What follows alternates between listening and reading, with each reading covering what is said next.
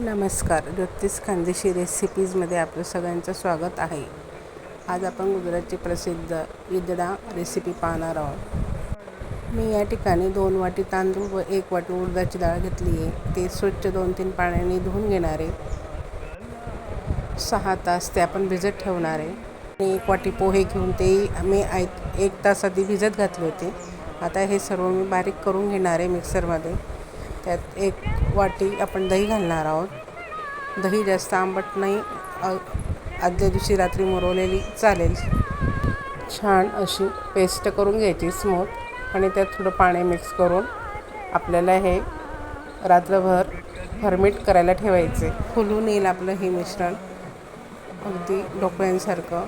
मग आपण यात 1 चमचा मिरची पेस्ट, 1 चमचा अद्रकची पेस्ट, मीठ आणि 1 चमचा तेल असं मिक्स करून घेणार आहेत. व अर्धा चमचा त्यात आपण इनो घालणार आहेत.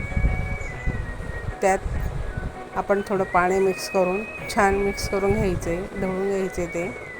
आणि प्लेटला तेल लावून आपण त्यात ते मिश्रण घालून स्टीम करून घेऊ.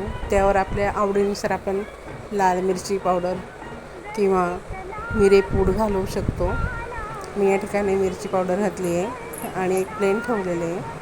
आपण ते वाफवून घेणार आहोत. वाफवून झाल्यावर आपण त्याच्यावरती तेलाची एक अशी लेअर करून घेऊ आणि पूर्ण गार झालं की आपण त्याच्या वड्या तयार करून घेऊ.